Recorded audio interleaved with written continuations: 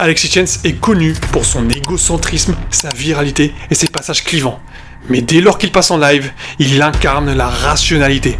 Parce que oui, il utilise toutes les stratégies vues dans le livre L'art d'avoir toujours raison d'Arthur Schopenhauer. Vous ne me croyez pas, n'est-ce pas? Eh bien, laissez-moi vous démontrer le contraire. Monteur extrait. Connu des poutres de Bamako comme ça. Non mais certaines femmes viennent me voir avec un body count à 50. Oui écoute, je suis marié maintenant, mais je suis pas totalement épanoui. Sexe. Vous m'avez compris. Mais excuse-moi, t'as un body count à 50 derrière toi. T'as connu des poutres de Bamako comme ça. Vous êtes vraiment, mais vous ne comprenez rien à votre corps et à votre psychologie. Vous ne comprenez rien au cerveau. Vous pensez sincèrement que vous pouvez avoir un body count à 50 sans que ça n'ait aucune répercussion sur votre mental et sur votre futur couple. Vous l'avez remarqué, n'est-ce pas? Alexis Chance, il fait quoi dans cet extrait? Il exagère. Parce que oui, l'exagération est le premier pilier pour avoir toujours raison, selon Schopenhauer. Mais alors, qu'est-ce qu'il nous dit, Schopenhauer, sur ce sujet? Eh bien, pour affirmer son exagération, il faut, je cite, étirer l'affirmation de l'adversaire au-delà de ses limites naturelles, l'interpréter de la façon la plus générale possible. Ceci est particulièrement aisé avec des gens qui font des assertions généralisantes. Je pense que vous l'avez remarqué, mais il y a un petit tic. Parce que oui, dans la citation que je viens de vous donner, Schopenhauer, il parle de l'ennemi, dès lors que l'ennemi nous fasse une exagération. Mais dans notre cas précis, c'est Alexis Chance qui donne l'exagération. Parce que oui, Schopenhauer nous dit, je cite, à l'inverse, pour assurer la victoire de sa propre affirmation, il faut la restreindre, parler donc de cas particuliers. Et il fait quoi Alexis Chance? Eh bien, il parle de cas particuliers tout en exagérant. Vous l'avez remarqué, il parle de qui? Il parle des filles avec un body count très élevé. Et il exagère son propos en utilisant les termes poutre de Bamako. Vous comprenez? Vous commencez à vous poser des questions, n'est-ce pas?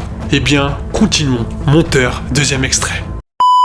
Une femme a une surcharge qu'un homme n'a pas mentalement. Attends, pause.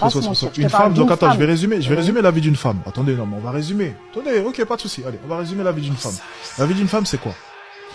Tu nais, t'as 18 ans, t'es au pic de ta valeur. Ça veut dire qu'une femme, elle naît, elle est au pic de sa valeur. Ça veut dire qu'une femme est en mesure de pouvoir sauter les cases de l'échiquier. Un homme, pour mettre les pieds sur un yacht, comme moi j'ai pu le faire, j'ai dû trimer pendant des années et des années. Une fille, elle a juste à balancer un coup de maquillage sur son nez et elle se retrouve sur un yacht. C'est ça la pression d'une femme? Vous l'avez remarqué, n'est-ce pas? Mais dans cet extrait, on a une intervenante qui dit explicitement que les femmes ont une vie beaucoup plus compliquée que les hommes. Ce à quoi va répondre Alexis Chance par quoi? Par une généralité. Et qu'est-ce que nous dit Schopenhauer sur la généralité? Il nous dit, je cite, prenez l'affirmation posée relativement comme si elle l'était de façon générale, ou du moins la concevoir dans un rapport tout à fait différent et la réfuter dans ce sens. Je sais, c'est du chinois pour la plupart des gens, mais laissez-moi vous expliquer ça très rapidement. La femme nous dit, femme, vie plus compliquée, comme simple. De ce fait, Alexis Chance avait deux choix, soit accepter sa généralité, soit la réfuter dans son sens contraire, c'est-à-dire homme, vie plus compliquée que femme. C'est aussi simple que ça. Mais alors, pourquoi ça marche? Parce que l'auditoire d'Alexis Chance est basé uniquement sur les hommes. Et on le sait, les hommes ont une tendance à s'identifier à ce que va dire la personne, souvent quand cette chose est très rationnelle. Et bien sûr, ce qui a fait mouche, c'est son exemple. Parce que oui, il dit implicitement que les hommes ont besoin de travailler pour en arriver là, tandis que les femmes ont juste besoin d'être fraîches. Et comme je vous l'ai dit, ça a résonné avec son audience. Alexis Chance fait des interventions lors de ses lives, et le plus souvent, ce sont des femmes qui interviennent, parce qu'il sait très bien que les femmes sont beaucoup moins rationnelles que les hommes. Et ça se remarque lors de cet extrait. Monteur, extrait. Est-ce que tu penses sincèrement qu'il existe un homme de plus d'1m90 beau, intelligent, ambitieux, qui soit fidèle? Mais moi, par contre, c'est ta réaction qui me choque. Parce que tu dis ça en mode c'est un truc de ouf alors que c'est... C'est une question. C'est pas un truc de ouf. C'est Mais une bien question. sûr qu'il y en a plein. Il y en a plein, mais bien sûr qu'il y en a plein. Moi, j'ai dit 1m90 pour être large. Hein. Non, mais elle a dit 1m90 pour être large. En fait, plus d'1m85. On n'a pas dit plus d'1m90 déjà. et des mecs ambitieux. Déjà, tous les mecs devraient être ambitieux, donc je comprends pas. Pour moi, c'est simple, là. C'est trop facile ce qu'elle cherche pour moi, vraiment. Et pourquoi est-ce qu'elle trouve pas si c'est trop facile? Parce que je suis dans des milieux entourés de femmes. Tu vas en soirée, tu trouves pas. Tu marches dans les rues de Paris, tu ne trouves pas. Tu marches dans les rues de Paris, tu ne trouves pas. Tu habites à Paris, tu habiterais dans la campagne, ton argument pourrait s'entendre. Pourquoi est-ce que tu ne trouves pas si c'est si simple que ça? Bah parce que les mecs, ils veulent juste jouer. Ah, donc, on en revient à ce que je dis. Trouve un mec dans ces critères qui ne veut pas s'amuser. Tu viens de confirmer. Merci. Vous l'avez remarqué, mais dans cet extrait, Alexis Chance pose des questions, ce à quoi vont répondre les femmes. Mais, remarquez une chose, lors de cet extrait, plus on avance dans l'extrait, plus les femmes ont tendance à acquiescer la vérité générale admise par Alexis Chance. C'est ce qu'on appelle le pouvoir de réponse par induction, selon Arthur Schopenhauer, qui nous dit, je cite, « Faire croire à l'adversaire qu'il a reconnu lui-même une vérité générale admise en lui faisant concéder plusieurs cas particuliers par induction. » C'est littéralement ce que fait Alexis Chance dans cet extrait. Il amène son intervenante à admettre la vérité générale qu'Alexis Chance a émise au début de la vidéo, sans que cette dernière ne le remarque. Je pense que je n'ai même plus besoin de m'exprimer sur le sujet, mais avant de partir, j'ai un autre exemple à vous donner. Vous voyez, dans cette vidéo, Alexis Chance nous montre comment manipuler un client. Mais, si vraiment vous regardez ce qu'il dit et vous écoutez ce qu'il dit explicitement ce que dit Robert Cialdini dans son livre « Influence et manipulation ».